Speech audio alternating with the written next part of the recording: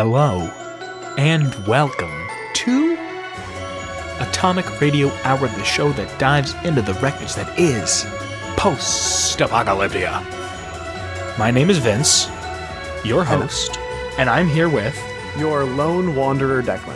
Hey, Declan. What's up, Vince? Doing well, my friend. How are you? I'm doing great. I just had a soda, so I'm a little bit hyper. Yeah? What soda? I just had some good-ass Cheez-Its. Canada Dry, the elixir of the Northwind in my household. It's some delicious soda. I haven't had... Not sponsored. No, we should be, though. I haven't had soda in like 2 months, and I think the first soda I'm going to have when I break that is Canada Dry. It's a good choice. Yeah. Like, it's a cure-all. Like, your stomach hurt, drink some Canada Dry. Like, your foot falling off, Canada Dry. It's like just had a heart attack. Water. Yeah. Heart attack, drink some Canada Dry. It's what they put in the bag in the hospitals. The IV drip. Yeah. It's just Canada Dry. Let me ask you a question. Shoot. Did you know that there was going to be a Fallout movie? I mean, I thought I'd heard chatter about it on the internet a few years ago. But well, kind of. This week's lore is the original Fallout movie. Radioactive popcorn is a little crunchier than normal. I mean, it's weird because, like, it screams when you eat it, and it kind of, like, just gets over the sound of the movie, so you have to use headphones. Yeah. I mean... Interplay Films was a division of Interplay Entertainment founded in 1998 and was to develop 7 movies based on Interplay's top most popular games. Partnered with Dark Horse, Brent, F-R-I-E-D man, Friedman, Brent Friedman, who wrote Dark Skies and Mortal Kombat's Annihilation, wrote the script. But the way he wrote it out, it didn't seem like a script. It kind of seemed like bullet points of like, this thing has to happen, this has to happen, this has to happen. So more of D&D notes. Kind of. I'll get into it. No Interplay movie was actually ever made, and in 2011, the full script was leaked. Now, Bethesda, after acquiring the Fallout rights, they filed a trademark for a movie in 2009 for a post-nuclear apocalyptic world film. Turned out they released a Making of Fallout 3 DVD, which was for that trademark. Okay. When asked about a Fallout movie, Todd Howard says, "I don't rule it out, but nothing really has clicked where the games are popular enough. And that's their identity. Fallout 4. If there had been a Fallout movie, you'd feel different about Fallout when Fallout 4 actually came out." And then some other shit that I didn't feel like was super necessary. Okay. So, I actually didn't know that there was supposed to be like an Interplay Fallout movie at all. Yeah, and it was based on Fallout 1, but like not at all.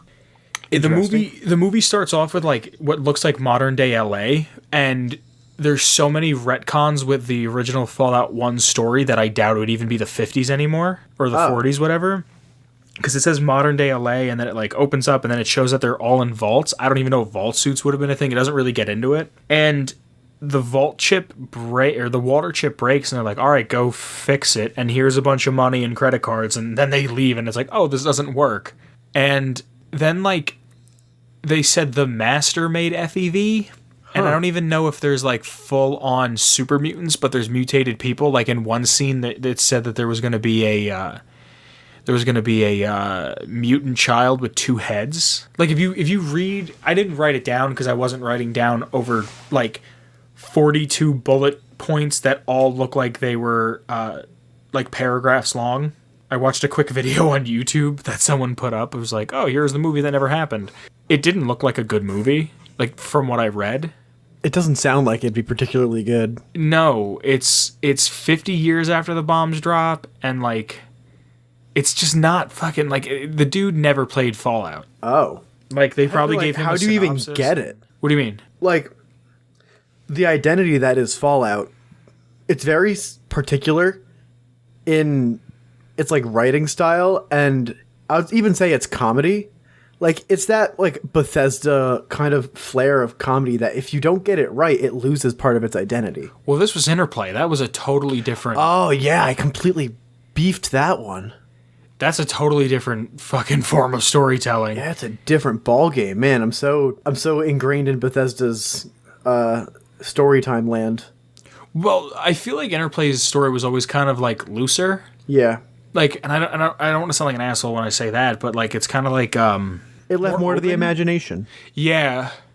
I don't know. I don't think this would have been a good movie. I would see it, but I wouldn't fucking be the biggest fan of. But you know what movie I would see? What movie would that be? The Book of Eli. Before we get into this fantastic piece of art, I would like to say the movie that I was thinking about when you said Fallout movie, wasn't there at one point where Nuka Break was going to do a full-length movie? My God, that must have been years ago. Yeah, that's what I remember like thinking about. I don't even remember if they did Project Red Star or something. Yeah. And then they something did like that. Lanius got his own like movie. No, I remember that, but I don't like remember that. Yeah, it's kind of like this vague thing. Yeah. Like you saying it reminds me of something, but not the whole thing. I don't know. I'd watch it if it came out, but I doubt it ever will. Oh yeah, me too. Now, I thought, speaking of the Book of Eli, we could try something that I've always wanted to do, and it's not a half-ass review, but a full-ass review. One full ass? That's both cheeks? Yeah, one set of cheeks. Holy crap. So you watch this movie, and before we get into it, this is spoiler territory. Yes. So we're going to spoil the movie. If you don't want it to be spoiled, skip to the end of the episode so we still get that view. Thank you. There should be a beefy piece of originally produced content there. Written, directed, voiced, and pretty much everything by me. So I love this fucking movie. The Book of Eli is goddamn incredible. This is Fallout 3, the movie. It is basically directly Fallout 3. It's a Hughes Brothers film. It's directed by them, and it stars Denzel Washington as Eli, Gary Oldman as Carnegie, and Mila Kunis as Solara. What'd I say? Solana. I'm tired. Don't yell. No, it's fine. The opening scene of this movie is amazing. It really is. Like it fucking pulls you in, and it's like, what is the nature of this realm? Yeah, there's like, a bunch of ash. It's just kind of like very like quiet. Yeah. And you really don't get an immediate sense of the world, but you get a sense of the context. Explain that. Like, you know that everything is ashen. The color palette immediately shows that there's some kind of dark undertone here. There's a house cat eating something that's dead. Yeah. And then a house cat gets shot by a dude in a gas mask. And like, how you get cool is all that you scene? need there. Yeah. Like, you know nothing about the world or about what happened, but you know disaster has struck and someone's fucking hungry. Yeah. I love that opening scene. I remember I saw this movie in the theater, and I remember Did you? like, yeah. I never told you the story. No. We wanted to go see it, and we were like 13 when we went. It was me, my buddy Dom, shout out to Dom, this kid Josh, shout out to Josh, and I think 2 other people, and there was other kids from our school that went the same night to see it, and they lied because it's an R-rated movie and got in, and we made Dom's mom sit in the movie with us. But it was like she was behind us like 10 rows, and we were way closer. And I remember being super into the movie, and everyone's like, yeah, it's okay. And I was like, no, this is Fallout 3, the movie. And none of my friends at the time liked Fallout. And they're like, oh, who cares? That game's boring. I'm like, you watch your fucking mouth. And I was like, this is the best. Like, the shots of, like, the highway. I was like, this is Fallout 3, the movie. Oh, yeah. Like, there's that one point where he's just, like, walking up one of the destroyed highways. And as I was watching it, I was just like, I've been there in fucking Fallout 4. You walk up a piece of highway, and then it drops the fuck off, and I need to turn around. Yep. It's fucking, the movie does have a lot of very dated CG. Yeah, but, like, it's good. No, I'm not saying it's not good. It's just, I hate CG to begin with. Yeah, I mean, I can appreciate some modern CG, because CG has got to the point where it looks so good that it's hard to tell. Yeah, but, like, think about it. Whenever I think of CG, I think of, like, the Marvel movies. Yeah. And think of the dude who plays Thor or the dude who plays Captain America. He's on set all day. right? Yeah. In makeup, in a suit.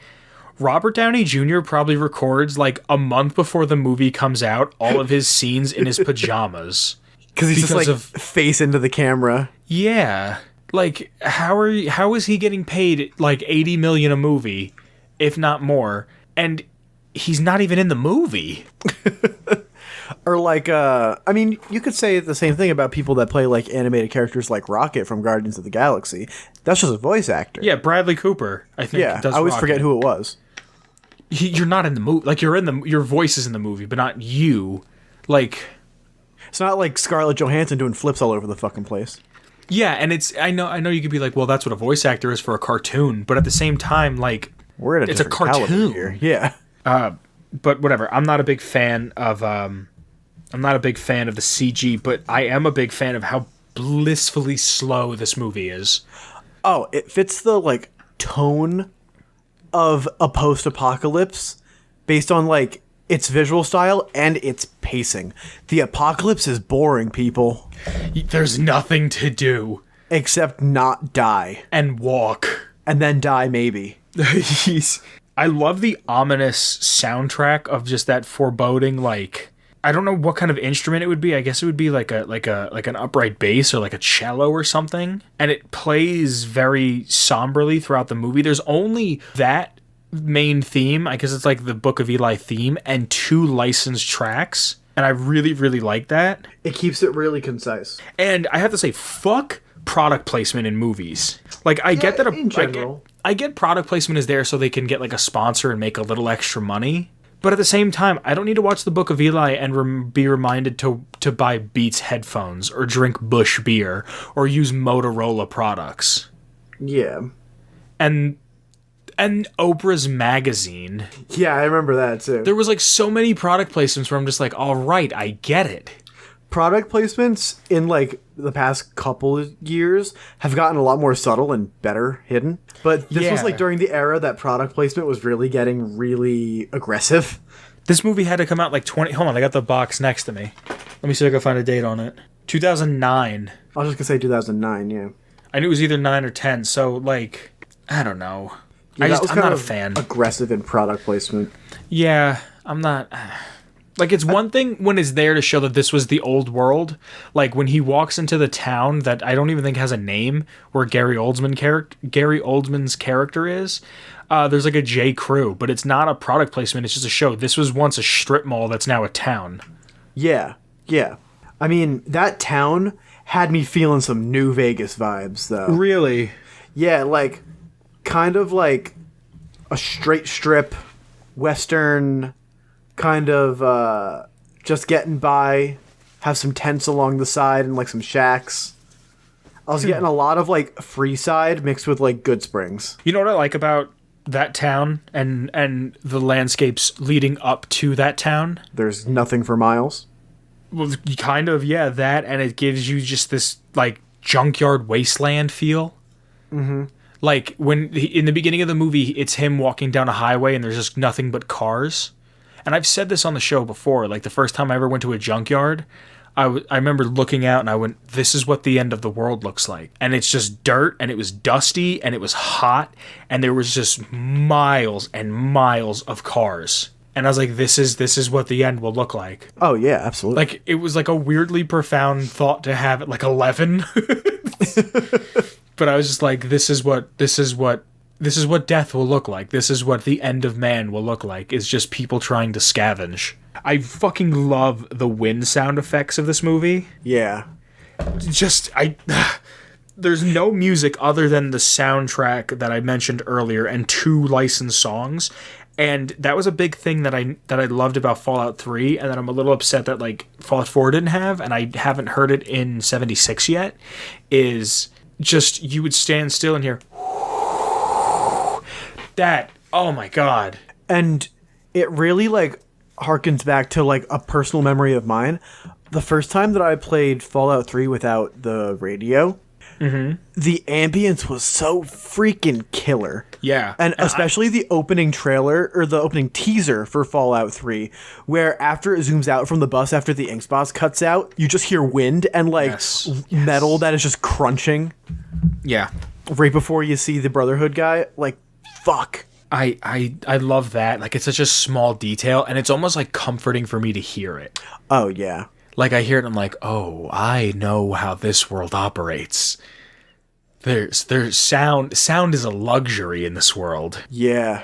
Like, when he would listen to the iPod once in a while, and then he falls asleep and the battery dies.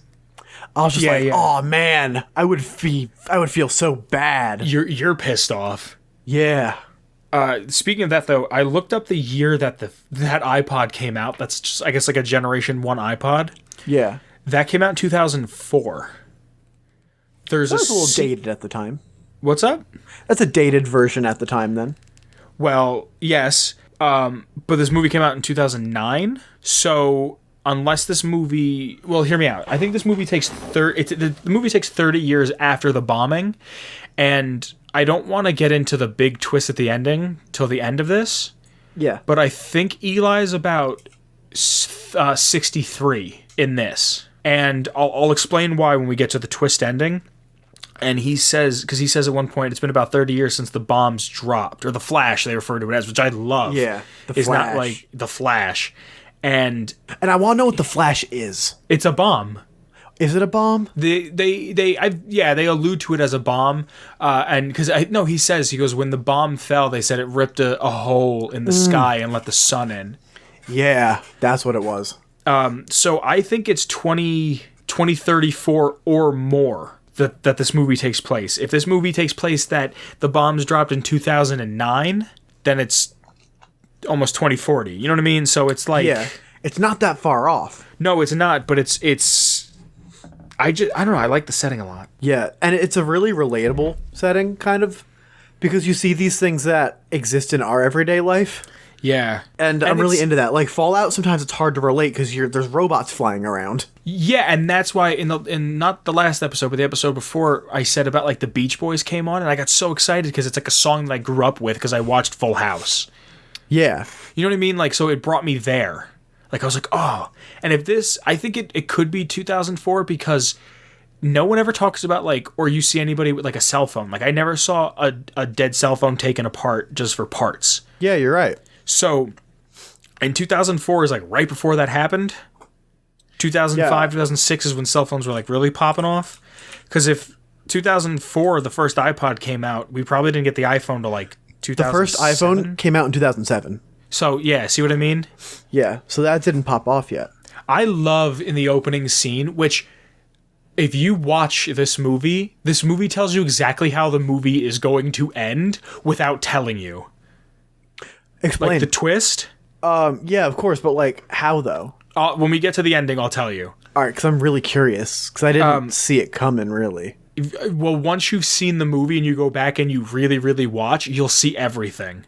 Yeah, that's what it's gonna be like when I had to watch Pulp Fiction again. Yeah, you go back and you see everything. You feel like an idiot for not seeing it. You're like, how the fuck did I miss this? I mean, immediately after the movie ended and I figured it out, which we're gonna get to at some point. Trust me. Yeah. I thought of one scene that made it very clear. I love the scene when he goes into that house for the first time, when he's like scavenging around and he's looking for water and he turns the pipes on and you hear like the pipes like call for water, but it just sounds like what I imagine the plumbing encouraged the Cowardly Dog's house to sound like.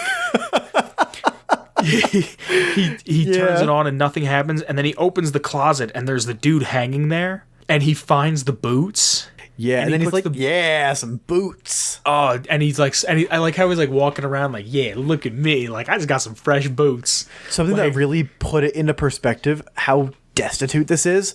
This guy had saran wrap for socks. Yeah, I have that written down in my notes. I didn't get that.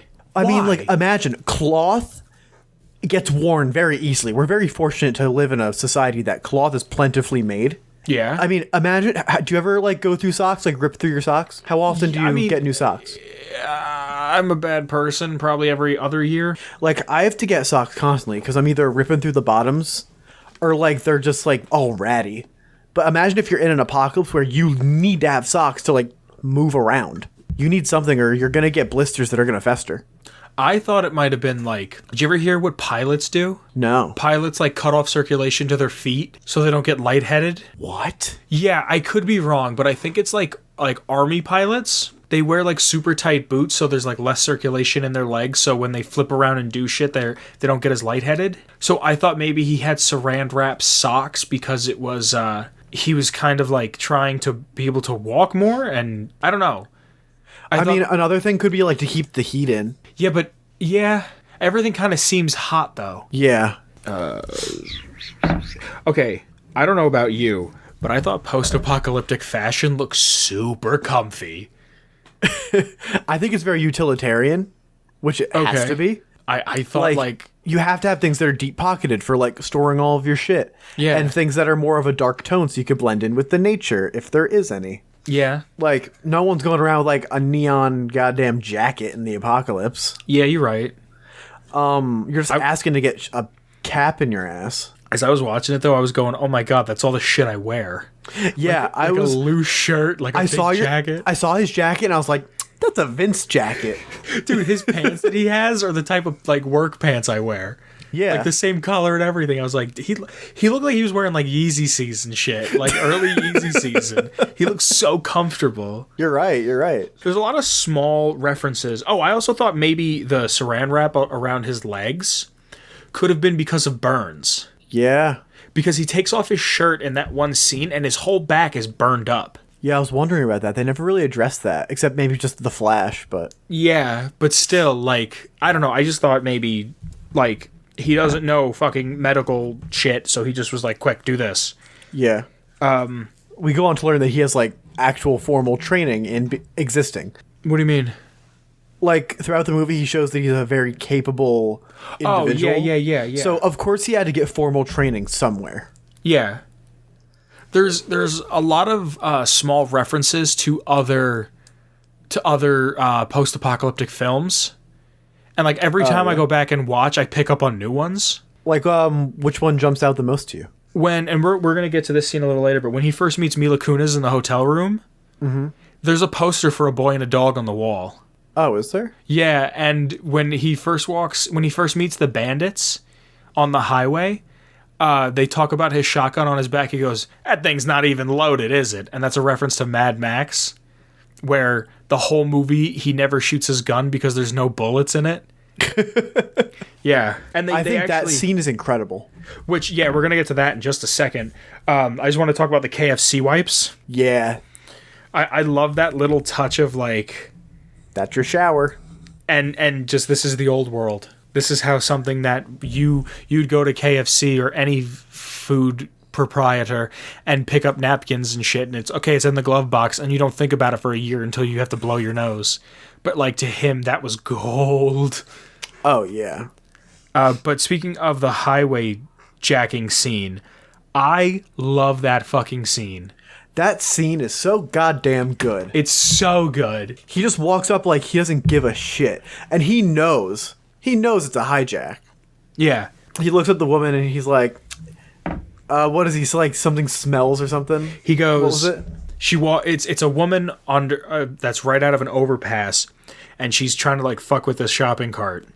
And she's like, Mister, help me, my wheel fell off. And he doesn't even like look at her, and he just goes, the worst part about civilization dying is that I can smell jackers from a mile away. And they like drop their cover, and he goes, God damn.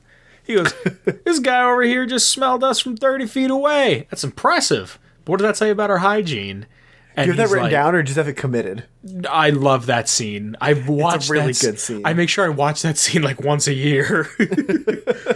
And then he fucking like, the guy's like, give me the bag. I'm not giving you the bag. He's like, you touch me again, I'll fucking cut your hand off. And he touches Eli again, and Eli with the quickness takes out his machete and chops off his fucking hand. Which is a beautiful piece. Oh my God. Just, and it's over. Yeah. And he sends like the rest of his goons on him, and I love this scene because he goes under the overpass, and then they never actually show you violence. It's just silhouette. I love that. When I was like looking at that shot, I was like, this is a damn good shot. Yeah, because I like that you know what's going on, but it leaves all of that to the imagination. Yeah. And Denzel is just a cold motherfucker. Like, I love that scene so much because he's so cool. He's so fucking cool in that scene. He's so cool in the whole goddamn movie. Oh, yeah. So, something that I really liked when he got into town was that the first thing he did before even going to get water was getting his battery charged for his iPod. Yeah, because it's another thing. It's the small touches of reality. Yeah, it's the only reason to keep going. Yeah, it's that your iPod is charged and you can listen to whatever you want to listen to, and that he had KFC wipes, and that was a bargaining chip. Yeah, and he uses that to get his iPod fixed, or that he prays before he eats. Yeah. It's the small things that are like, yes, like this is what it used to be like in the before time. I think they refer to it as before. Yeah. And what I really like is that, like, I've seen this movie a lot, and I didn't pick up on it till, like, the past 2 times. When you walk into the town and you're new, the shopkeeper goes, I need to see your hands. Yeah. And when you figure out why he does that, I was like, no shit. Well, they say it. They say it at a certain point. Yeah, like later on in the movie. Before you get to the house, they say it. But I'll get back to that later. Yeah. I like how I always thought, before it got revealed, I thought that they want to see hands based on, like, for some kind of, like, disease or something. I thought it was scars. Oh, yeah? I thought that there was something that they held against you if you were pre or post Flash. Okay. That's what I thought it was. Okay. The first time I saw it. But I like when they introduced Gary Oldman's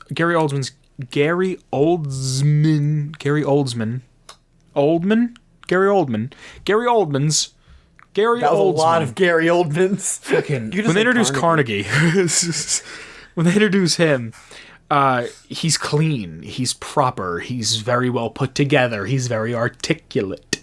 Not that Eli isn't, but it's just you later find out that he's from before, and that he just kind of exudes this power and this kind of charisma and this what's the French word? Je ne sais quoi? Yeah. He just kind of has that about him. And I really just fucking love that. Like a charm. Yeah, that, like, I don't like... He's very, like... Okay, I'll be completely honest. He's very Ghoulman-esque. Yeah, and I feel like only a couple people can really, truly appreciate that. And when we were creating our characters, I kind of based Ron off him a little bit. Really? A little bit. I think more of it was subconscious than anything, but a lot of it was, like, the whole... way, like, when he talks to him in the town before the shootout, which we'll get to in a minute, that scene, I think I kind of based a lot of Ron off that, because he's like, you have a choice, and you can either give me the book or you can go. And he goes, and if you go, I'll kill you. Like, he's telling you have a choice, but you don't. And then when he says no, like, he goes, I like this guy. I like this guy a lot. And then he's like, he's ready to play ball. He's ready he's got to work for his keep. I think that's very Ghoulman. Yeah, absolutely. But I like that he has these illiterate dudes going out, like Carnegie, Gary Oldman's character has these illiterate raiders going out to find books, and they find him like Oprah's magazine and the Da Vinci Code, and he's like, none of this will do. But they have shampoo. Yeah. And shampoo I fuck with that shampoo. It's the hottest of commodities. So he's like, and like, this line is so gross. And I remember being a kid and seeing it and thinking it was really, really gross, especially coming out of Gary Oldman, fucking Carruthers. Who the fuck is Carruthers? Coming out of Carnegie's mouth. He goes, he gets it. He goes, boys, head on down to the bar. Get yourself nice and loaded. Get yourself some pussy too. And I was like, ooh. Like, did you ever see that? Yeah. Did you ever see that clip of Obama where he's like, gotta have them ribs? Pussy too. Like, it's like really off-putting. Like, I'm like, ugh. Yeah, it's just like, ugh. What were you gonna say, my friend? I thought it was really interesting that he went from like immediately like disappointed, like you guys are fucking useless, to, all right, have a fun time. You've got a 2-ounce bottle of shampoo. Yeah, and it's the little things that I love that about the movie. It's always the little things. Yeah. And like how he understands that knowledge is power, and he reads every day. He says it in the movie, he goes, I read every single day. So not many people do that. No. So he sends the raiders down to the bar, And Eli's at the shop next door trading KFC wipes and a lighter to get his battery charged. And he's like, I need water. And then he's like, he says to the shopkeeper, he's like, where's water? And he's like, next door. So he goes next door and he goes to barter. And he trades his shema, which I like got a little upset about. His like wrap, like his face wrap. Yeah. Because I thought that was such a nice touch, and some gloves. And the guy's like, don't worry, I'll get it. And he calls this girl, this woman, Solara. And this is something that I never see done a lot, is post-apocalyptic names. There was no reason for Nancy and George and Michael to be running around the wastes. Those names have died with the old world. It's an interesting name. Solara, like Decimus. Like, I know that's like a Greek thing, but like Cantor. I'm trying to think of like Fallouty names. Help me out here. I think there's a Rigby along the way. Rigby, sure. Rotface. Like there's I like when they're like, or like McCready. McCree, but that's like an American name. But yeah. I'm blanking, and I apologize to the fine folks at home. But I like when, like, I hate when you watch a sci-fi movie and the guy's name is like Todd Smith. It's like, and not Greg. Chaz Thundercock. Yeah. It's like, I'm Greg. I'm here to solve the galaxy's issues. Yeah. No, it better be like freaking Galacticus the Everlasting. Like, yeah, I don't want my protagonist to be fucking the guy from a county who wears sweater vests. You know what I mean? Like, you want something more legendary. Or when you watch a sci-fi movie and everyone has guns. Like, why doesn't anybody have a laser? Yeah. So the war blinds people, and you find that out because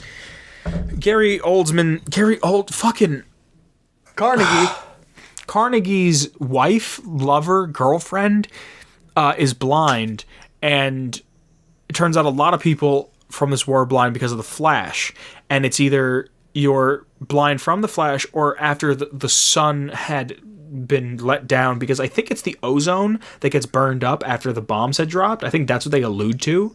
The protection is gone, and it just kind of fucking blinds people if you look at the sun, because everyone has sunglasses on. Everybody. Yeah. And I or like if you're cool, you got welding goggles. Oh, yeah. And then while all this is going on, there's a massive...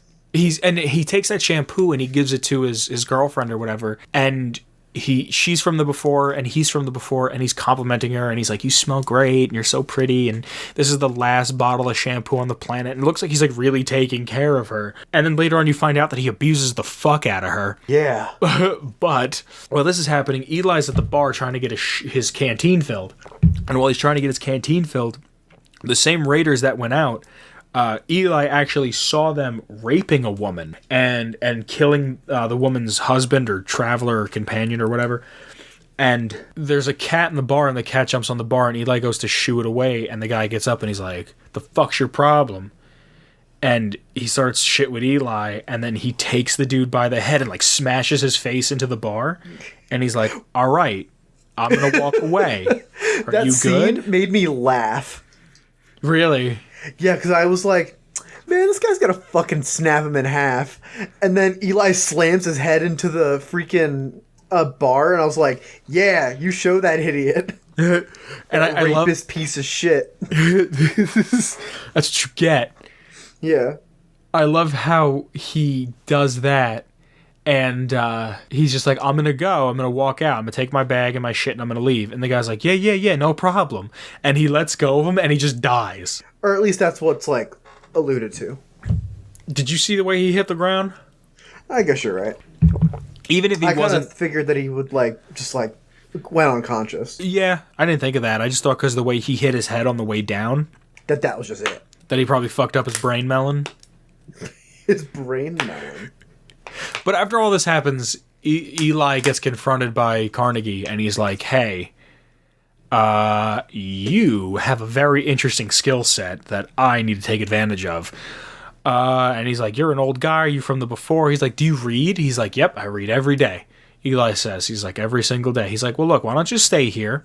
I'd like you to be part of my gang, and if not, hey, no hard feelings. So he sets him up with a room, and there's a bed, and there's a woman who's actually Carnegie's girlfriend from before that was having her hair washed.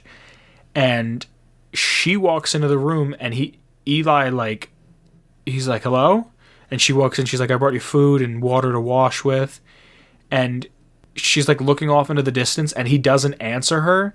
And she goes, I need you to say something so I can leave or something. So that I can know that I can, like, so I know where to put the food or something. Yeah. And he doesn't say anything, and he just kind of like scratches at his neck, and you can see that what he does is he jingles his crucifix. Yeah. Yeah. And she kind of twitches, and he kind of is like, oh, okay. And he gets up, and he's talking to her, and he says, did you go blind from the bomb, from the flash, or did you go off when the sky opened up? And she's like, I was blind before any of this happened. So she grew up in it. So she understands, like, the plight of the people. Yeah. And on the way out, like, this is another thing of, like, the little before times. He says to her, he's like, I love the smell of your perfume. And she gets, like, a big smile, and she's like, it's just shampoo. I just really like that shit. Yeah, it was, like, a nice scene. So then Mila Kunis comes in, and she's, like, a prostitute, and Carnegie is like, go in there and just do whatever he wants and don't question it, and I need to make sure he stays here. So she goes in there, and she's like trying to have sex with him, and he's like, okay, why don't you leave? And she's like, no, I can't. If I leave, then she's gonna hurt my mom, who is the blind woman from before. And they wind up talking, and he has this book that he's been reading out of every day, and he makes a point to read out of this book every single day. And she has no clue how to read, and she's like, tell me something about it. Let me see it, this and that. I can't believe you have a book. I want to see it. I want to see it. I want to see it. I want to see it. And he's like, no. He reads a passage from the book, eventually, right? Well, he's like, look, if you're going to stay here, why don't we sit down and eat? And they go to eat. She goes and she picks up a snack cake and goes to open it. And he's like, no, sit down. We're going to do like people did before. And they sit down, and he's like, give me your hands. And they pray together. And he does like a whole thank you for this bountiful meal shit. And she's like, is that from the book? And he's like, no, not at all. And they kind of just have this nice little meal together. She sleeps on the floor. She leaves in the morning, and she goes back to Carnegie and her mom, and her mom's eating, and she's like, Solara, sit down and eat. And she goes to sit down and eat, and she's like, Mom, give me your hands, and starts praying. And Carnegie's like, oh, this is something that I love. She's like, thank you for the meal, and thank you for the roof that we have and our beds. And so, like, I think that's it, I guess. Yeah. Yeah. And Carnegie's like, amen. Amen is what you mean to say. He's like, that's how you know when to stop. And he's like, where did you learn that? And she's like, it's just something I picked up. And she's like, no, does he have a book? He said he reads. He must have it. And you can see that the book he's in possession of is a Bible. And she's like, I don't know how to read. There was a symbol on the front. He's like, what's the fucking symbol? And she tries to, like, not give him up, but then he, like, grabs the mom and, like, starts to, like, beat on her. He grabs her by the back of the head and just fucking rips her hair out. And she's like, it's this, and makes a cross. And she's like, yeah. He's like, all right, go after him. And they go after him, and he's, like, left, and there's this massive shootout in the town square. Because he's trying to get the fuck out of there. He knows that he's wanted. Yeah, and there's something so cool when he's got this guy Red Ridge, right? Yeah. Or Rock Ridge. I think it's Red Ridge. I have it written down somewhere. Red Ridge? Red Ridge. He shoots at Eli and, like, totally misses, like, a couple times. Like, there's no way he should ever miss. And then Eli has this massive shootout in town and winds up accidentally hitting Carnegie. And I have to say, this shootout is so fucking cool, and it's so tense, and it's so small at the same time. Yeah. It's like 9 people max. Yeah. Versus but, like, one dude. Every shot seems like it matters. And you really get the feel of that. Like, he unloads his pistol, and then when it's empty, he's like, that's it. I'm out. Like he just starts to walk the fuck away. Yeah. And Redridge has the chance to kill him and just like turns the other cheek and just doesn't kill him. Turns the other cheek, you say? It's an awfully specific series of words. Are you alluding to something? I'm not alluding to anything. Well, all right then. He becomes a cheek turner. And I have to say, at this point, he leaves and Mila Kunis follows after him. And Mila Kunis is way too fucking pretty and clean to be in the apocalypse. That's one of my few gripes of this movie. There's only one part at a house that we'll get to later that they get to, and she's just too clean. Yeah, I totally agree. I feel like she should have been way more roughed up in the art style. Way more roughed up. I don't think she was roughed up enough. I mean, I guess they wanted the visual appeal, but like of Mila Kunis. Yeah. I mean, don't get me wrong. When I was like 13, when I saw this, I was like, hell yeah, I want to go see a Mila Kunis movie. Have you seen Mila Kunis? Yeah. Gary Oldman is a great actor. I want to just get that out of the way now. Oh, he does so well with this character. He's such when he's good mad, actor. he's like seething mad. Like, geez, he does so well. Like every time he yells or like is being really serious, like his veins pop in his fucking face. Yeah, and I knew him. I know him. Other than this movie, I knew him as Commissioner Gordon from the Dark Knight series. See, I didn't watch the Dark Knight series. Don't. I know. Why do you think I haven't? You told me not to. Yeah, that's a conversation for another day. Yeah. So, I want to just say one thing real quick.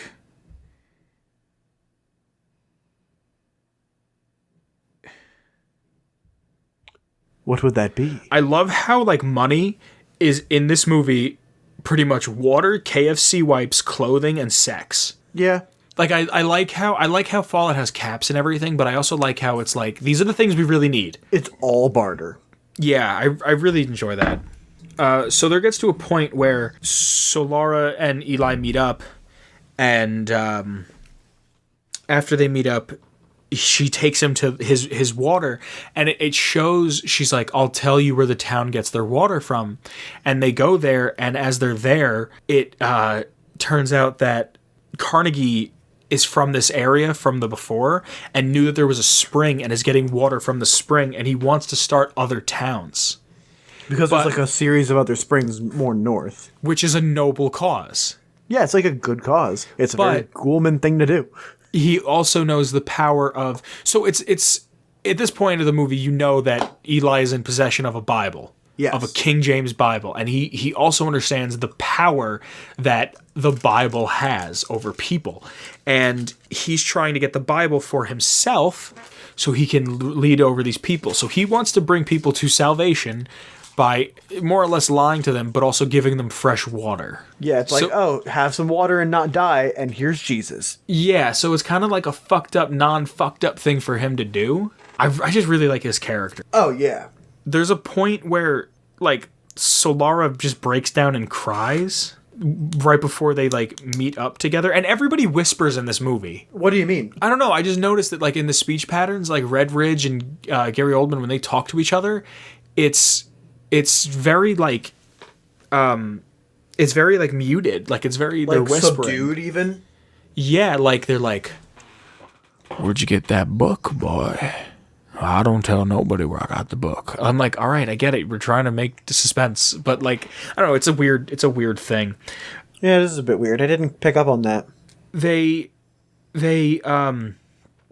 Eli and Mila Kunis, they wind up, they're being chased by Gary Oldman and his pack, and Mila Kunis almost gets raped, and then Eli shoots an arrow through the dude's dick. 10 out of 10 Which is a pretty kill. metal goddamn scene. Yeah, and then they're in what looks to be like a nuclear power plant, and it like one part like you know this I don't know what they're called.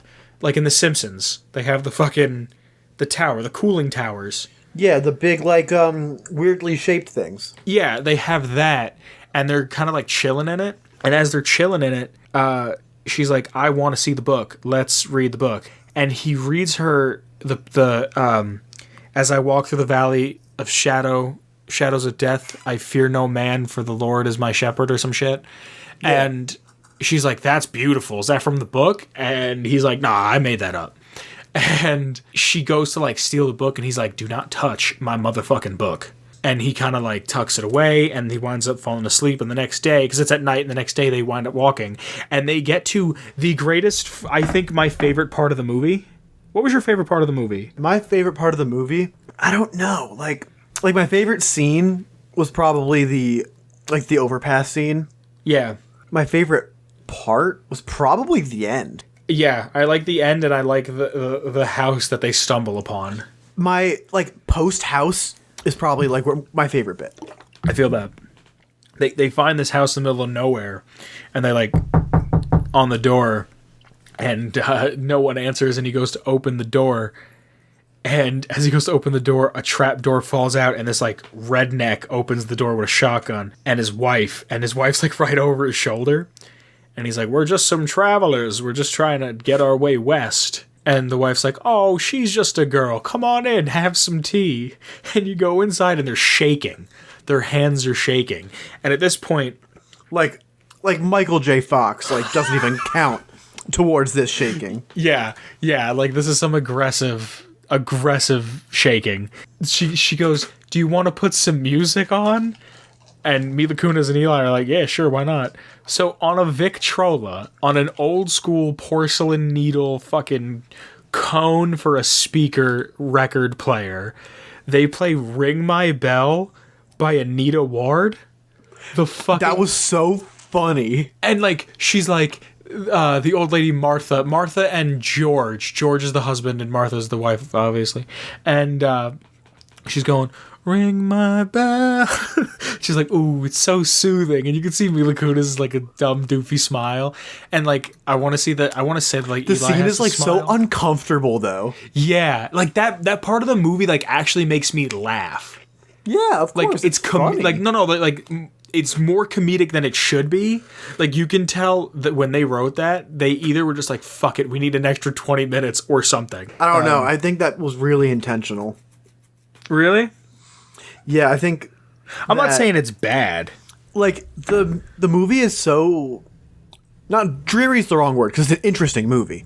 But it has so many downers in it, because it's an apocalypse, yeah, that I think they needed one big comic relief. And it's a good 8 minutes of just kind of jokes in a weird way. Yeah, kind of macabre humor. Yeah, but they're sitting there drinking tea, and George is like, come on outside, I want to show you something. And it's a bunch of graves, and Mila Kunis is like, oh, look at that, a bunch of graves.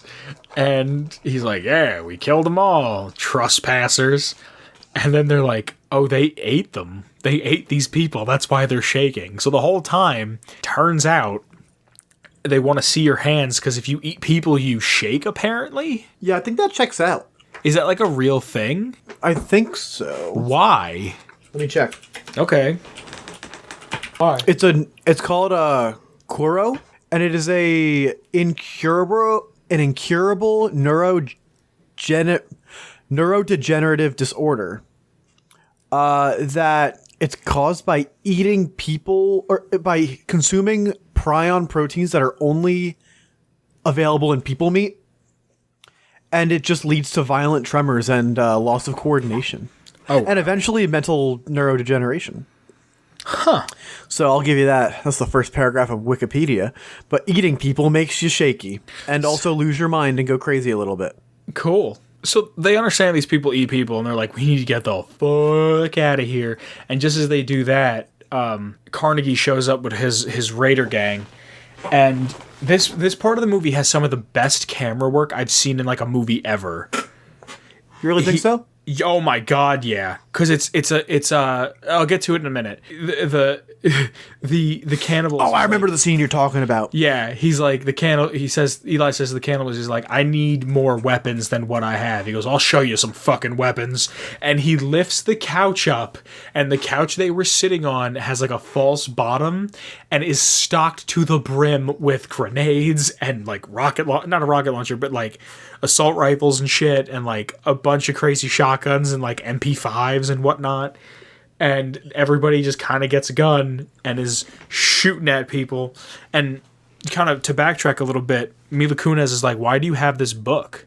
And he's like, when the Flash happened, everyone kind of hid away, and then after about a year, everyone started searching around, and all of a sudden I heard a voice, and it was a clear voice, as clear as I can hear you, and this voice told me to go to this spot, and I found this book under some rubble, and then the voice told me to head west. And he's like, and she's like, okay, so what kind of voice? He goes, I don't know, I don't question it, but I know whatever I'm doing is right. Like, and I love that the part of the movie where they talk about this, because he was like, everyone burned these books because everyone blamed it for the war. Yeah. So that led me to believe that there was some kind of like holy war that was like their World War III. Yeah. And I'm just like, damn. Yeah. Some people must have really not liked Jesus. Yeah, he says that like the war ended and or during or after the war they burned all of them, thinking that was the cause of it. And as far as he knows, he's in possession of the last one, the last Bible. And when the shootout starts at the cannibal's house, Mila Kunis goes, you remember those voices you were telling me about? What did it say about this? And he goes, don't worry, we'll be fine. And the cannibals, George and Martha, go, what about us? And he goes, didn't mention you guys. So they have this shootout, and like Gary Oldman's like, get the fuck out here. And he's like, if you don't come out here, we're going to start shooting. And you see a window open, and he throws like a little pillowcase out the window. And he opens a cigar box, and it's a bomb. It's like a makeshift bomb. Yeah. And the shooting just starts. And you never think of a war as a volley of bullets back and forth. But that's how they made it seem. Like, it's inside the house, and the camera will go... It almost makes it... It's not one scene, like one take, but it makes it look like one take. To the point where... Yeah, actually... Now that you mention it, that camera work is goddamn incredible. It's beautiful. It's absolutely beautiful. This movie, if it should be commended for anything, is its camera work. It's basic when it needs to be, and it's extraordinary when it needs to be, and it never oversteps its bounds. It never gets like pretentious with it. Yeah, like there's one really impressive scene, and I think it's kind of the one that you're envisioning, where the shooting after the bomb, or like the cigar bomb goes off. Yeah, they start like laying into the house. And one of the cameras like rushes towards the house as if they're like storming the house, and it goes in the window. Yeah, it goes in the window. Yeah. And it's only really following a trail of bullets. It's not following like a person actually going in to do melee. That's such a really good like presentation. Yeah, I remember being in the theater going, this is cool as shit. Like, this looks awesome. Yeah. But eventually Redridge, Gary Oldman's right-hand man, pulls out an RPG and is like, I am going to blow the fuck out of this house. And they pretty much destroy the house, and the cannibals wind up dying in the crossfire. And next thing you know, Eli and Mila Kunis are surrounded, and they storm the house, and he's like, give me the book, Eli. And he's like, I don't have the book. I don't know what you're talking about. And he's like, give me the fucking book or I'll kill the girl. And he like grabs Solana and is like, Solara? Solara. I love this movie. I know all the characters. And he grabs her and he's like, I'll fucking end her life if you don't give me the book. And she's like, no, don't tell him. And he goes, it's behind the TV. Like, he gives in. He's like, this is it. And one of the raiders like, what, the TV? Yeah. And he goes, what, are you fucking kidding me? He's like, Redridge, get in there. Redridge gets the book and he gives it to Gary Oldman. He's like, isn't God good? And Eli goes, always. And Gary Oldman goes, maybe not today, and shoots Eli in the leg. And Eli drops, and when they shoot him, they show it from like 7 different angles. And in the background... I never got that it was the leg. I thought it was like the gut. Like, I'm trying to make you suffer. Maybe I saw it as the leg. They don't really... I don't remember them ever showing it. It could be the stomach. I could be wrong. I don't know. What I'm getting at, though, is when he shoots him and they show it from all different angles, there's lightning in the background, and I want to say something with lightning happened when Jesus was crucified in the Bible. Yeah. Am I right? He was crucified and he hung there for like a bunch of hours. Yeah. And then as soon as he was like dead, like his head, like his chin touched his chest, a horrible storm happened, and I think lightning struck 3 times. Okay, so they showed lightning striking, and it's like, okay, we look behind the curtain. We went to Catholic school. I don't consider myself a religious person. I don't consider Nor do I. myself belonging to a religion. I don't even keep up with the lore. The lore. What's the current meta in Catholicism, guys? What's the best build? Actually, I mean Lutheranism now. Or, Lutheranism. Yeah, Lutheran, whatever. Joke's dead now. No, but I like the idea of like, it's like, what's the meta? Well, we just let the gays in, and we're coming around to the idea of science. I'm running a Psalms build.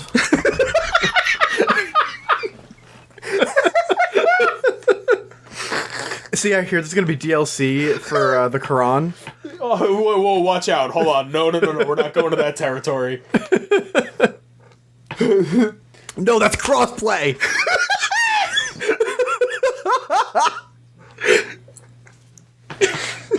Is the New Testament considered DLC? The New Testament is Bible DLC.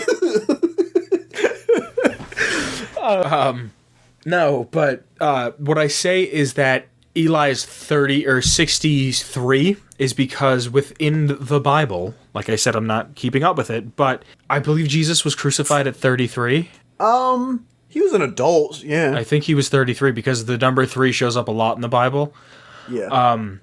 So that's what I'm thinking, that maybe he's 63 at the time of the movie, and that's kind of where I judged all of the time that I did a quick like research on. But he's left for dead, and they take Solara back, and Red Ridge was like, I'll help you get her back if I can have her. And they're like, that's creepy, but yeah, go ahead, take her.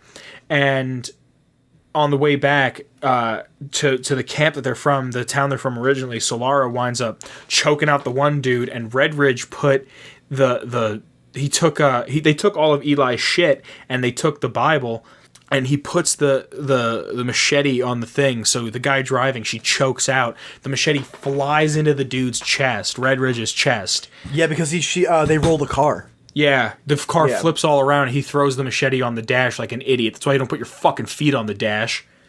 And I hate when people you know what I hate? When you invite someone into your car and they put their feet on their dash like they own the fucking place. Next time in your car, I'm gonna put my feet on the dash. I'll fucking kill you where you stand. Do it. That pisses me off. That pisses me off more than people who don't say, "Hey, how are you?" and they go, "Good." How are you?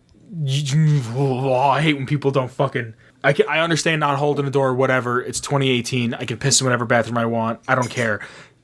If I ask you how you're doing, even if you're just, you don't give a fuck, you still say... Good, how are you? Yeah. So she winds up getting there, and she kills... Hold on a second. Oh, also... I wanted to point out, Eli breaks character for a second when he gets shot. Does he? Watch it really, really carefully. He doesn't know where to look. He kind of stumbles about. You in that 1 second of genius acting by this amazing actor, you learn that Eli he's not who we think he is for the past 40, 50 minutes, past hour and change. He's not who we thought he was. He is putting on a front the entire time. Like I'm the tough guy survivalist. Yep. I don't need anyone. He is faking confidence the entire time, and it's beautiful when you see him break. Yeah, actually. And when he's like, he gets up and he falls right back down, and Gary Oldman kicks him down, and he's like, "Hey, pray for me. I need it." And takes the girl. And then they flip the car. Red Ridge gets a machete in the chest. She jumps out of the car and takes a grenade and throws it at Gary Oldman's caravan and blows up the one car, but not Gary Oldman's car, and he turns around with the book and heads back to camp. Red Ridge gets out of the car and has this weirdly overly dramatic death that I just don't understand. I've seen this movie a bunch of times, and every time I watch it, I'm like, why the fuck does that need to be in here? See, I understand it, though. I get it. What do you mean? Because he gets stabbed in the chest when the car flips. Yeah? So, he got stabbed in a spot that's not a particular, just kill. It's not like the heart, you just fucking end your life instantly. It's that weird spot in between the lungs where you're gonna bleed out really soon. It's in the but septum. not instantly. Yeah, right there. But... So, or sternum. I totally get it. No, the way he acts, he gets out of the car and looks to the horizon and smiles and dies. Like, he was never religious. He never thought, like, when I die, I go to the maker. Like, I don't know. I just thought it was, like, overly dramatic. Like, if you go back and watch it again, you'll be like, that's a little much. Like, you fucking prima donna. Like, get over yourself. You're a fucking minor character. I mean, he was a named minor character. I mean, I guess. So is Lombardi. And Lombardi's in the movie for not even 10 minutes and is more important than Redridge. Yeah, you're right. But speaking of Lombardi, she takes the van that Redridge dies in, turns around, picks up Eli. He's not at the house. She finds him walking west. I can't believe I fucking forgot this. Eli is like, I need to go west. It's telling me, the voice that told me to find the book is telling me go west. I need to go west. I have to go west. And she finds him going west and picks him up and takes him as far west as she can get till they hit California. And they get to the Golden Gate Bridge. Fun fact of the Golden Gate Bridge, did you know it's constantly being painted? No way, really? The Golden Gate Bridge is so big and the salt water is so corrosive that, say they start painting on a Monday, and I doubt it takes a week to do it, but say they start painting like the north end or let's say the west end of the Golden Gate Bridge on a Monday, and they get done painting all of it and finish up on the east end on a Sunday, there's so much damage done. By the time they get done, they go back and repaint it. No shit. Yeah, it's constantly being painted. Also, friend of the show, White Collar, shout out to you. Come on the podcast. He was telling me he read something about Hoover Dam, that Hoover Dam, its concrete still has yet to cure, because when concrete cures, it lets off heat, and it's not allowing other parts of concrete to cure because of it. No shit. So Hoover Dam is one of the greatest marvels made by mankind that is producing power and electricity for the West Coast, and is a bridge that people use all the time, apparently, and it's not even finished. Setting. Yeah. Oh my God. But he gets west, and they get to the Golden Gate Bridge, and halfway through the Golden Gate Bridge, it has fallen through, and he gets out of the car, and he looks to the one side and goes, that's it. That's where it's taking me. That's where I need to be. And it's Alcatraz. So they get to a beach, and they get in a little dinghy, and they kind of just row and row and row, and it gets to the point where he's so weak from being shot and walking, and he's just so tired. He's like, she finishes the job. Yeah. I need you to drive. And she winds up rowing the rest of the way, and they're like, who is that down there? And he goes, my name, I don't think, he doesn't even say his name. He goes, he does. It's the first time he does he? Yep. Okay. He goes, my name is Eli, and I come in possession of a King James Bible. And they let him in, and when they open the door to let the two of them in... Now, let us be clear, Carnegie has the book. Yeah, Carnegie still has the book, but he's like, I have a King James Bible. When he opens the door to let them in, Mila Kunis's hands are up, like she is not resisting during an arrest. And Eli's hands are out like Christ. Like a painting. Did you ever see the painting of Jesus where his hands are out? You know the picture I have for my Gmail? That's the little B one? Of little B, but it's on Jesus' body? Of course. That's like that's a very common rendition. Yeah, he has his hands like that. Like he's bringing peace. Like he's bringing the good word. And they let him in, and they introduce you. They're walking through Alcatraz, and there's a man named Lombardi, who is played by Malcolm McDowell. Like... He's in the movie for 10 goddamn seconds. You know who Malcolm McDowell plays in the Fallout universe? Oh, is he the master? He's John Henry Eden. No! Yeah. He's the voice of John Henry Eden. He's also, if you've ever seen A Clockwork Orange, he's Alex DeLarge in A Clockwork Orange. Oh, shit, I didn't know that. Yeah, you're going to go back and hear him be like, how'd it go to America? Like, you'll just be like, holy shit. And I didn't realize that till I watched the movie like 2 years ago. And he's about to be like, I'm Lombardi, Henry Eden. Holy shit, I didn't know that. But yeah, now's the part where we learn everything. Oh, sorry, say that again? Now's the part where the entire movie comes together in a fantastic conclusion. So Lombardi starts telling Eli, like, this is Alcatraz, we have this research, we've done that, we have the works of Shakespeare and Chaucer, we have It's just a big museum, basically. Yeah, they have Chopin, they have Mozart, they have the Wu-Tang Britannica. They have everything that you could ask for there. And he's like, we don't have a Bible. He's like, can I see the Bible? And he said it's a little beat up. He's like, it's a little beat up. He's like, but I have it. You'll see it in no time.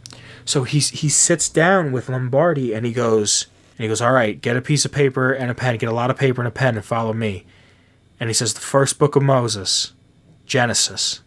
In the beginning, there was nothing. And he goes through the whole beginning of creation and all this. And as this is going on, it shows Gary Oldman opening the book. He gets the same guy who charged his iPod to open the book for him. And as he opens the book, he can't read it. Because I got chills thinking about this. Yeah. Because the book is in Braille. And it goes back to Eli, and he was blind the whole time. The movie makes very good... He rarely doesn't have sunglasses on. And when he does, it's a wide shot. Or when he doesn't, it's like a wide shot. Yeah. Or it's really darkly lit. So at this point, he's just reciting it and it's zooming in on his face. And his eyes are just so gray as it zooms in. And I'm like, holy shit. You didn't see it coming. All right, here's what I thought. Is that I thought that he had it memorized from the get-go. And that the book was going to just be blank. I thought that too the first time I saw it. Yeah, I was like, all right, the book's going to be blank. And it was just like a symbolic thing to have. But... the dude was blind, and it was in Braille. The whole time. The whole time. I was just like, holy shit. And then once you find out that he now I need to watch the movie again. He memorizes the whole thing, and he's sitting there on a pew. I think it's a pew. It looks like a pew. And he's reciting the entire Bible, and he's writing it and writing it and writing it and writing it. And Gary Oldman takes it to his blind girlfriend wife, and he's like... I need you to read this. And he's talking down to where he's like, your daughter's out there. She wanted to stay out there with Eli. And she's like, well, what did you do to bring her back? And he's like, read the book. Whenever you're ready, I'm ready. And she goes, sorry, I don't know how to read this. It's been such a long time. And with the smuggest fucking attitude. Just fuck you face. Yeah. And eventually Eli, he dies and they have the first... the new King James Bible, Alcatraz edition. Yeah. It's like Street Fighter 2. Turbo Extra Remix, the book, the ball, the game. And if you go back and watch this movie, the entire time it tells you he's blind. He goes to a car on a highway looking for boots and looks down at a skeleton's feet. And can clearly see them if he could see, and feels them and goes, ah. He walks into a house, and the first thing he does, he knocks over a glass bottle, and he doesn't look down to be like, oh, I kicked that. He just keeps walking.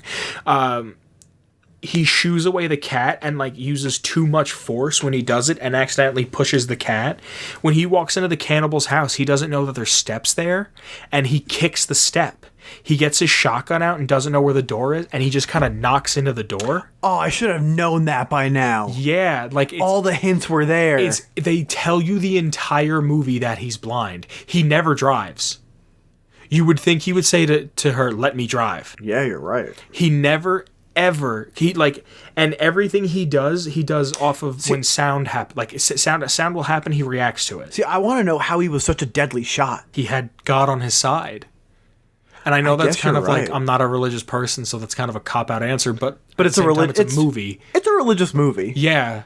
My grandmother was a very religious person, and I always wanted to watch this with her, and I never got the chance to. But I really feel like she would like this. Yeah. And yeah, I love this. And he never says his name up until that point, and then they put his name on a tombstone.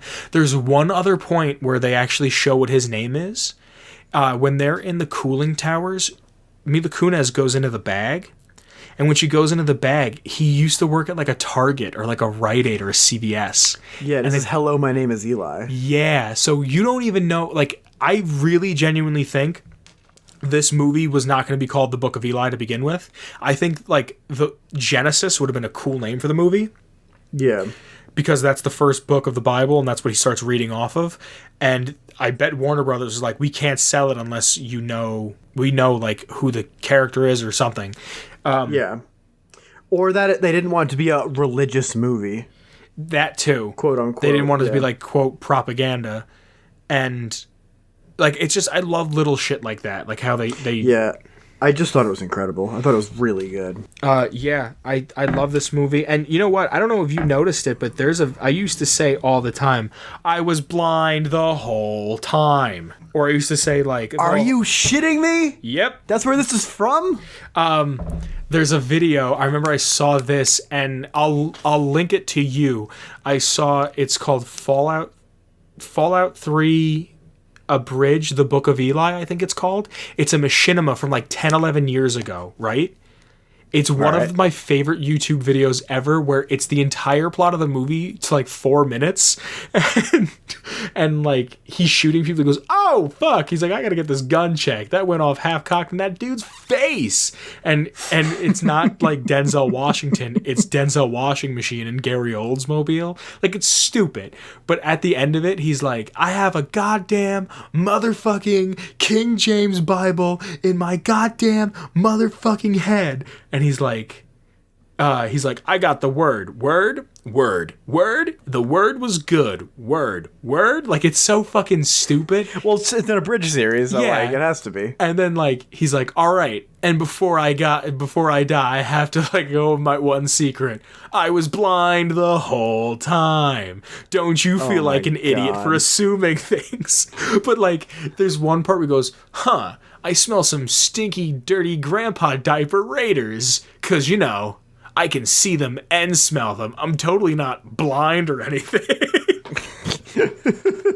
But yeah, I mean, I've been saying I've been blind the whole time for years around you, and you never knew.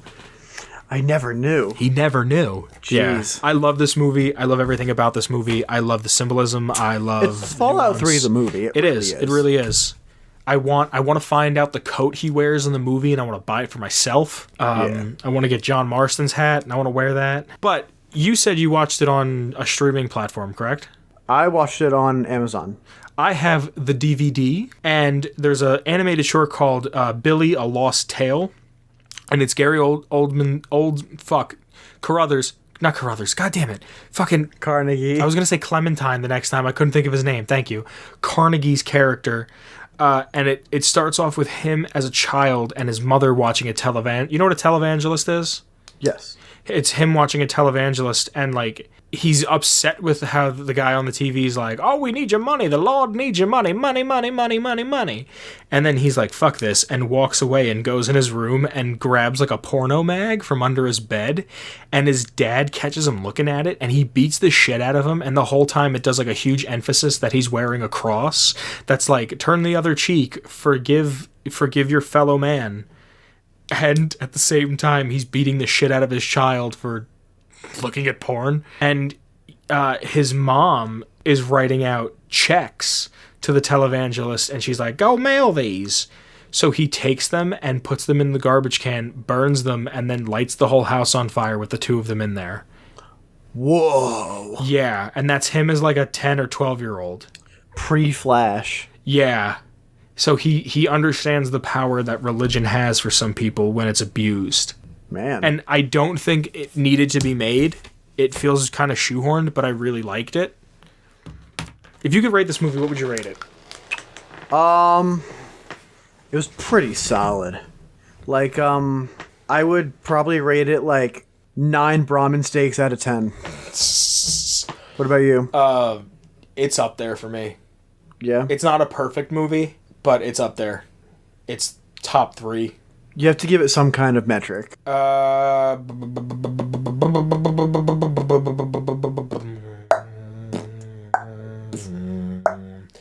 would say 4.5. He was blind the whole times out of 5.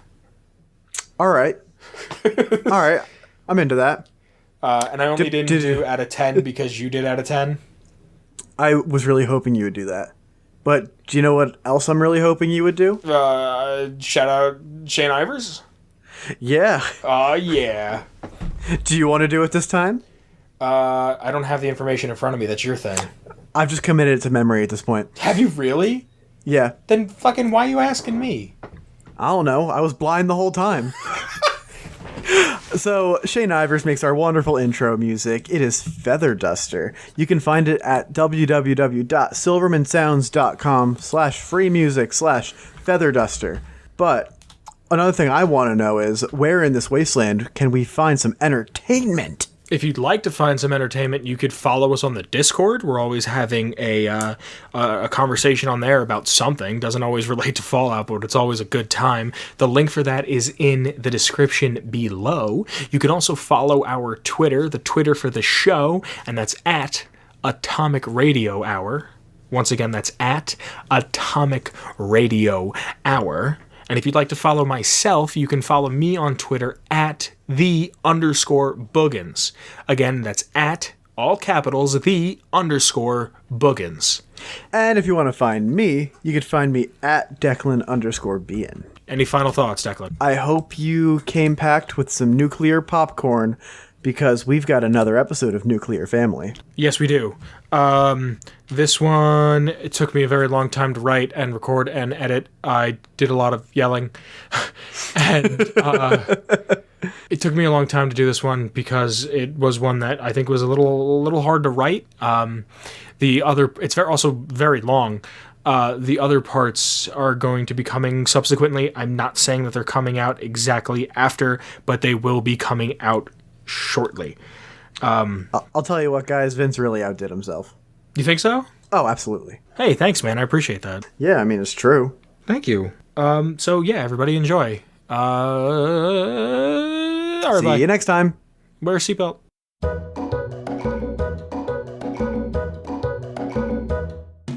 Today's the day Richard is going on his big trip to the capital wasteland to deliver various goods discreetly. We join the Smith family now, just as Richard is getting ready to head out for the big trip.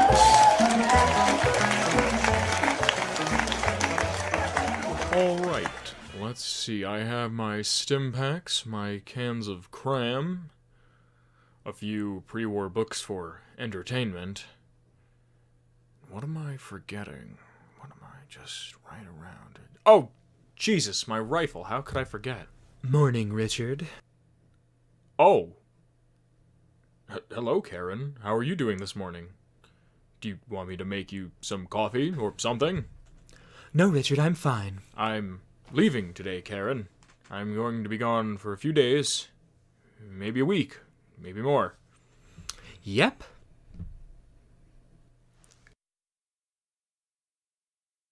Do you want me to bring you back a souvenir, a memento of sorts? Richard, stop. You fought with me all week, and now you're just trying to be nice because you're leaving. Honey, I'm trying to make this work.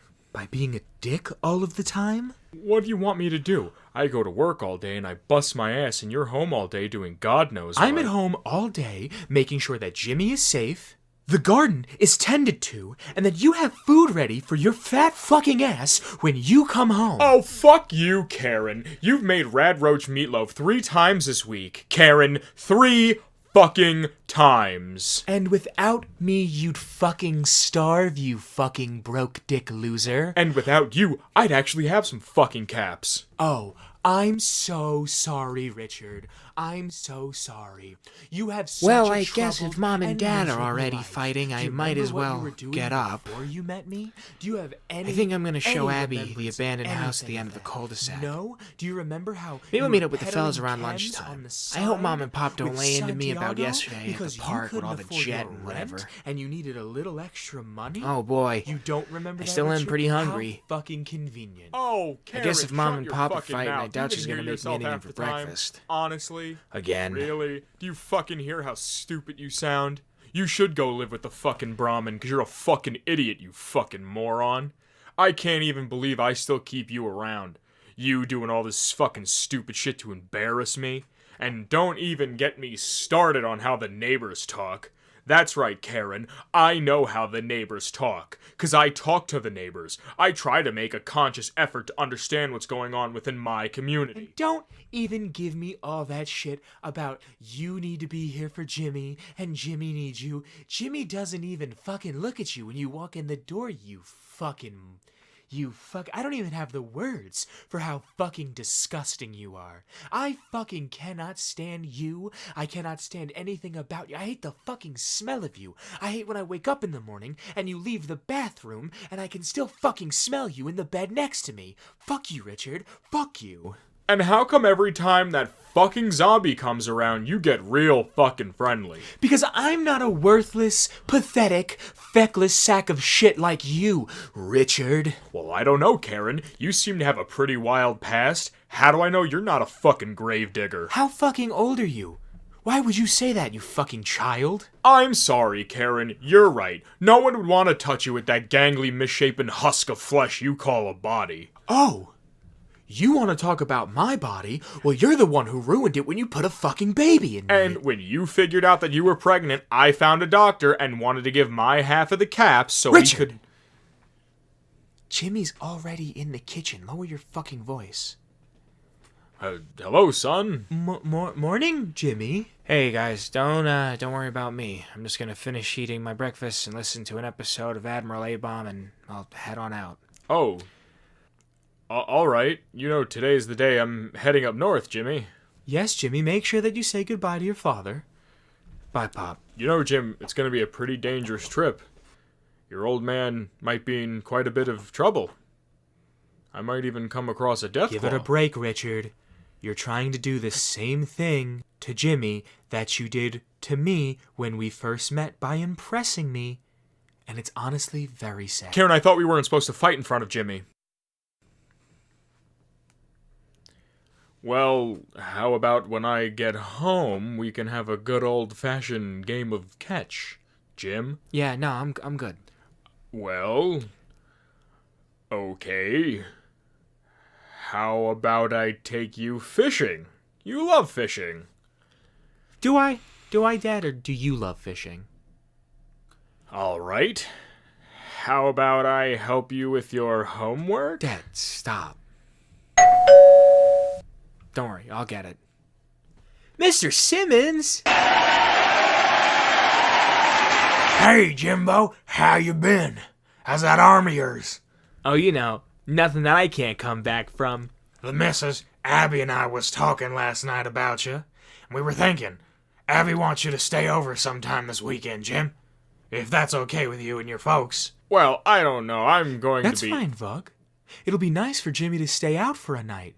This would be his first sleepover. Well, hot dog. She's gonna be pleased as punch to hear that. I was actually just about to head out and find Abby. She headed towards the park. Knowing Abby, she's probably gonna get some of Ollie's famous iced tea. You be safe out there, kid. Thanks, Mr. Simmons. Bye, Mom. Bye, Dad. Vug, well, come right on in and get yourself a seat. Can I get you something to drink? Thank you, missus, but I'll be real quick. Rich, I just wanted to come by before you head out to the Capitol Wastes. Oh. Thank you, Mr. Simmons. Oh, how kind of you, Vug. I know you're such a busy man. Oh, don't worry, Mrs. S. My friend and neighbor's life is much more important than being to work on time. Oh, I'm so touched, thank you. Now, Rich, if it's all right with you, I'd like to stop here while you're away to make sure yours is safe. Oh, well, I'm not sure if that's really that much of a need. Oh, fuck. That would be just lovely. You know, it gets so cold and lonesome around here. Jimmy's always out, either with school or hanging around with the fellas. And there's little old me sitting on the couch cleaning and whistling, trying to occupy myself with a bottle of wine, just trying to find a way to pass some time. Tremendous. How about whichever day Jimmy stays the night, the two of you can come on over for dinner? That is a wonderful idea. I would love to join your family for dinner. Karen, don't. Do you want me to bring anything? I could bake some sweet rolls. Not necessary, Mrs. Smith. Just bring yourself and Jimmy. Oh, you betcha, Vug. I'll see you soon. Goodbye. See you soon, Miss Smith. And Rich, before you go, I want you to have this. It's a small T on a string. In the before times, we used to refer to them as crosses, and they were a holy symbol. Most people thought it protected them if they wore it around their neck. I'm not sure if I even believe in any of that mumbo-jumbo anymore, but it certainly is a comforting thought. Oh, thank you, Mr. Simmons. I'll wear it when I ship out in a few hours. Be safe out there, Rich. I'm rooting for you. Well, Karen, you seem real eager to dine with another man, let alone a shuffler. Well, Richard, I hope you fall in the shower. That shuffler is 5 times the man you will ever be. Never have you ever wished Al or Robinson or any of the other people you work with well before they left their families to go on a long and dangerous trip. That's not how men work, Karen, something you'd never understand. Give it a rest with all the I'm so masculine macho bullshit that you try to put on. Nobody's fucking falling for it. How dare you talk to me, a man, like that in my own home? And without me, this place wouldn't even be a home, just a shack in the middle of nowhere. Like I said, I work all day. You sit at home doing what? Listening to the radio, cleaning things. Boy, I sure wish I had it that easy. I'm fucking tired. I'm done. I had enough of all of your bullshit, Richard. You're a fucking loser. You're an absolute fucking loser. I should have listened to my mother. I should have married Connor D'Amico. Well, he was the first not person all that ever is came up calm to me on the and had home any front, interest in me, is and I it? should have went with him. And look where Let I am us just now. hope Look this where does the not fuck I am. interfere with Richard's Love big this business fucking trip. marriage with you, you To find out, That has join nothing us to do with what we're on the talking next about, Karen, you episode of fucking Nuclear imbecile. Family. Nothing. Absolutely nothing. I can't stand you. I fucking cannot live with you any longer, Karen.